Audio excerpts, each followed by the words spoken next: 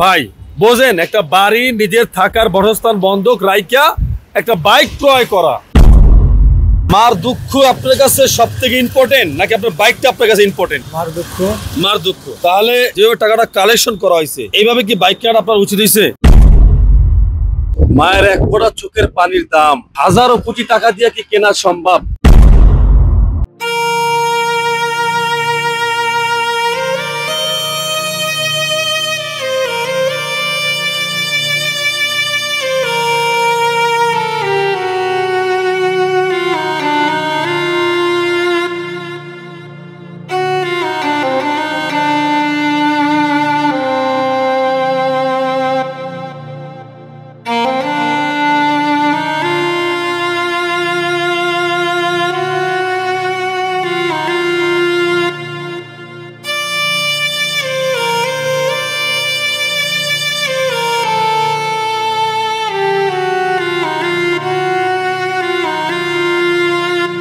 কিছু স্বপ্নর আমি সিসি দেই, কিছু স্বপ্নর আমি সিসি দেই। এই স্বপ্নর প্রয়োজন নাই। যেই স্বপ্ন আমার মা কষ্ট পায়, আমার বাবা কষ্ট পায়, ওই স্বপ্ন আমার কাছে স্বপ্ন না, ওই স্বপ্ন আমার পায়ের নিচে ফালাই।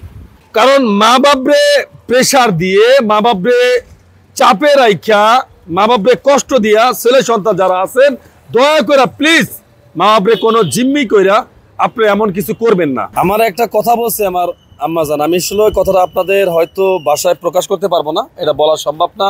1 2 3 4 5 6 7 8 9 10 এই টাকাটা আমি আপনাদের দিলাম। আমি ছেলে হিসাবে আপনার আমি এই টাকাটা দিলাম। এই টাকাটা হয়তো আমার দেখানোর উদ্দেশ্য না, এটা উচিত না, কিন্তু মা পেরে নিছে। মা আমার এই হেলমেটটা আমার তরফ থেকে আপনাকে আমি গিফট করলাম, টাকাও দিলাম প্লাস হেলমেটটাও। আপনি কি মা খুশি আছেন?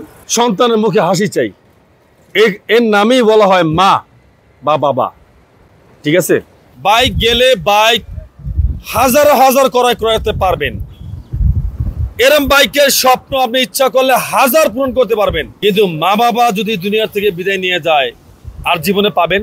আমি আজকে এমন একটা বিষয় আপনাদের সামনে উপস্থাপনা করতেছি যে চোখের পানিও মনে হয় হার মেনে যাবে আপনার কাছে। কিছু কিছু সময় নিয়তি হার মেনে যায় সময়ের কাছে, কিছু কিছু সময় দাবির কাছে অনেক জিনিস হার মেনে যায় ভাই। সেটা হোক সন্তানের দাবি পূরণ করতে বা সন্তান মা বাবার দাবি পূরণ করতে, নিয়তি হার মেনে যায়। কথা বুঝছেন? কিছু বলাও যায় না, শোয়াও যায় না। আসলে একটু ঘোরাফেরা না করলে বোঝা বড় দায় যে মানুষ কতটা অসহায়। একটু ঘোরাফেরা না করলে, মানুষের সাথে মানুষ না মিশলে, মানুষের ধারে মানুষ না গেলে, মানুষের সাথে মানুষ না চললে বোঝা বড় দায় তার ভিতরে কি কষ্ট আছে বা তার ভিতরে কি কষ্ট আছে, এটা বুঝতে হবে আগে।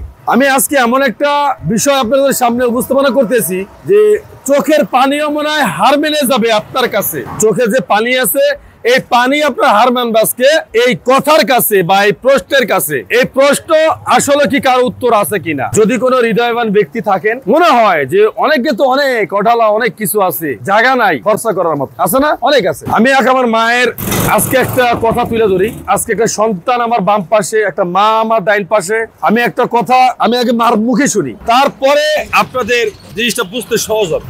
আসসালামু আলাইকুম আম্মা জান। ওয়ালাইকুম সালাম। পাশে কি এটা? ছেলে। বাইকটা কেমনে কেমনে কেনা হয়েছে একটু বলবেন আমাদের? বলা যাবে? যাবে। বলেন একটু। বাইকটা ছেলে অনেকে এই বাইকটার জন্য পাগল, এটা নিবেই। এখন আমি বাইকটা নিতেছি, কিছু টাকা কম দিও বাইকটা দাবি করছি।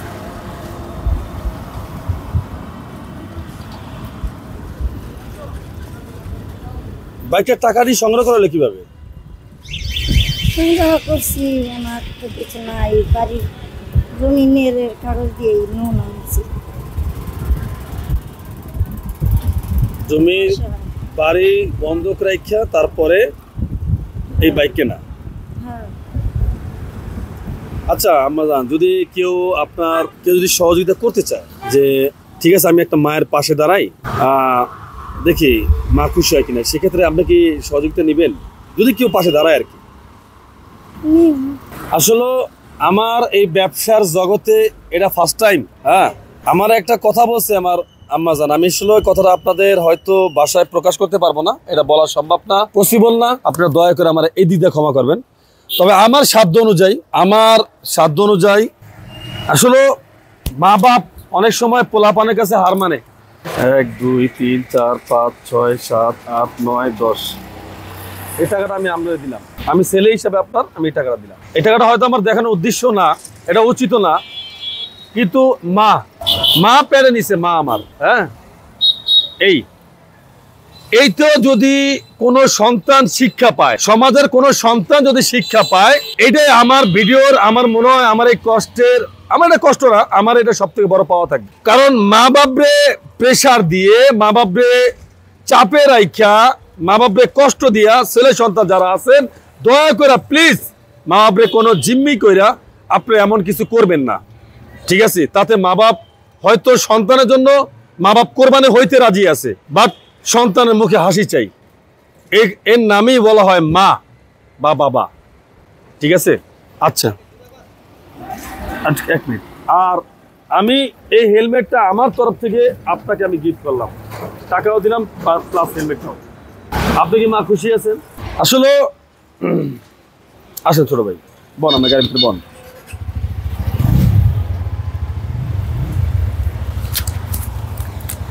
আপনাদের একটা প্রশ্ন করবো, রাগ করবেন না। মার দুঃখ আপনার কাছে সব থেকে ইম্পর্টেন্ট নাকি আপনার বাইকটা আপনার কাছে ইম্পর্টেন্ট? মার দুঃখ। তাহলে যেভাবে টাকাটা কালেকশন, রাগ করবেন না কিন্তু, যেভাবে টাকাটা কালেকশন করা হয়েছে, এইভাবে কি বাইক কেনাটা আপনার উচিত হয়েছে? উচিত হয় নাই, তবে আমার এই জিনিসটা অনেক দরকার ছিল, বুঝছেন? ইনশাআল্লাহ আমি আপনার পাশে থাকবেন ইনশাআল্লাহ। শোনেন, একটা কথা বলি, বাইক গেলে বাইক হাজার ক্রয় করতে পারবেন, এরম বাইকের স্বপ্ন আপনি ইচ্ছা করলে 1000 পূরণ করতে পারবেন, কিন্তু মা বাবা যদি দুনিয়া থেকে বিদায় নিয়ে যায়, আর জীবনে পাবেন না। মা হারাইলে, বাপ হারাইলে, এটা আজীবন কান্দাকাটি করে থাকলেও পাবেন না। সমুদ্রের পানি যদি কাইন্দা শেষ করে আলান, তাও পাবেন না। অতএব যে মা বাবা যে কষ্ট করে আপনাকে বাইকটা কিনে দিছে, যেভাবে কিনে দিচ্ছে, আপনার জায়গার থেকে একটা জিদ রাখেন যে এই টাকা আমি রিসেন্টলি দ্রুত শেষ করব, কাজ করে ইনশাল্লাহ যে আমরা খোকারালি পাবেন। রাজি আছেন? ইনশাল্লাহ। মা বাবার মুখে হাসি ফুটাইবেন অবশ্যই। আসলে বাইকের একটা আশা বা একটা স্বপ্ন বা একটা বাইক যে একটা ইমোশন একটা পুরুষের জন্য, তবে কিছু স্বপ্ন আমি সিসি দেই, কিছু স্বপ্ন আমি সিসি দেই। এই স্বপ্নের প্রয়োজন নাই, যেই স্বপ্ন আমার মা কষ্ট পায়, আমার বাবা কষ্ট পায়, ওই স্বপ্ন আমার কাছে স্বপ্ন না, ওই স্বপ্ন আমার পায়ের নিচে ফালাই। স্বপ্ন থাকা এমন উচিত, এমন দরকার যে মা বাপরে খুশি রাখা বা নিজে স্বয়ংসম্পূর্ণ থাকা, সেই স্বপ্ন আমার কাছে স্বপ্ন। সেটা 10 জনে বলবে হ্যাঁ এটা আমার স্বপ্ন। জানি না আজকের কথাটি আমার কাছে কার কাছে কেমন লাগে, আমি বলবো না আপনারা সহযোগিতা করেন বা আপনারা এখানেই করেন, তবে হ্যাঁ যদি আপনার মন চায় যে একটা মায়ের পাশে আপনি দাঁড়াবেন, ভাই বোঝেন, একটা বাড়ি নিজের থাকার বাসস্থান বন্ধক রাইখা একটা বাইক ক্রয় করা। এখন অনেকে হয়তো বলবেন ফারুক ভাই তাহলে কি আপনি কি এটাতে ব্যবসা করছেন? না ভাই, আমি এই বাইকে যারা পরিমাণ ব্যবসা করি নাই, বরং আমার নিজের গাইড থেকে আমি অনেক টাকা ডোনেশন দিচ্ছি। এরকম হয়, পরিস্থিতি এভাবে নিয়ে আসেই। তার বাবা আজকে হয়তো এসে আরেকদিন আসছে আমার কাছে, জিপিএক্স যেমনের জন্য দিতে পারি নাই, আজকেও সে আবার আসছে, তার বাবাটা আসে নাই, কষ্টের ঠেলায়। বাবা আমি স্টক করবো, আমি পারতাছি না, যে কোনো মুহূর্তে আমার স্টক করতে পারি, আমি আর পারতাছি না বাবা, আমি আসবো না। তাই যদি কারো মনে হয় যে মায়ের পাশে দাঁড়াবেন, তবে হ্যাঁ একটা কথা কি, দয়া করে এই ছেলেকে এমন কিছু বলবেন না যে আপনাদের এই ছেলে কষ্ট পায় আপনাদের কমেন্টে। তবে হ্যাঁ বুঝাবেন, জ্ঞান দিবেন লাগে, তবে এমন কিছু বলবেন না প্লিজ। রিকোয়েস্ট, একেবারে রিকোয়েস্ট, আপনাদের কাছে হাত জোর করে রিকোয়েস্ট করলাম, এমন কিছু ছেলেকে বলবেন না। এই কথা শোনার পরে ছেলের একটা ইমোশনাল জায়গা, আবেগের জায়গা, যে আমার বাইক লাগবে, আমার বাইকটা শখ আছে না, পুরুষ মানুষের পোলাপানের একটা শখ থাকে না, আমার বাইক লাগবে, এটা আমার শখ, এটা আমার ইচ্ছা। তবে ইনশাল্লাহ বাপ্পার স্বপ্ন, বাপ্পার আশা আপনি পূরণ করবেনই করবেন, আল্লাহ যদি হায়াতে বাঁচা রাখে, ইনশাল্লাহ আল্লাহ যদি চায়, নাকি? হ্যাঁ অবশ্যই। আচ্ছা, তা যাই হোক, আমি আজকে আর ভিডিও লম্বা করবো না। আপনাদের মোবাইল নাম্বার, আপনার মার মোবাইল নাম্বারটা বলেন। 01939866325। এটা কি আপনার মোবাইল নাম্বার? আপনার মাকে পাবে ফোন দিলে এই নাম্বারে? অবশ্যই, হ্যাঁ। আবারও বলেন। 01939866325। আচ্ছা, যদি কেউ কথা বলতে চান কোন আমার মায়ের সাথে বা তার মায়ের সাথে কথা বলতে চান, তাহলে অবশ্যই এই নাম্বারে যোগাযোগ করতে পারেন। আবারও মা প্রমাণ করে যে সন্তানের জন্য মা কতটুকু কি করতে পারে। আমাদের বাড়ি কোথায়? শরৎপুর শোলপাড়া বাড়ি। শরৎপুর হচ্ছে পালং হচ্ছে থানা, আর শোলপাড়া আমাদের বাড়ি। তাই না? আসলে সামনে আসুন। আপনার পিতার নাম কি? হ্যাঁ, আশেদ আলী মিয়া। আপনি এই বাইকটা আপনি একটু আস্তে আস্তে চালাইবেন। আর এই বাইকটা আপনি চালান ভালো কথা, কিন্তু এই কর্ম কইরা এটা ঋণটা শোধ করবেন আগে। ইনশাআল্লাহ। ইনশাআল্লাহ। আজকের ভিডিও এখানে শেষ করলাম। সবাই ভালো থাকবেন, সুস্থ থাকবেন। আল্লাহ হাফেজ। মা দোয়া চাই।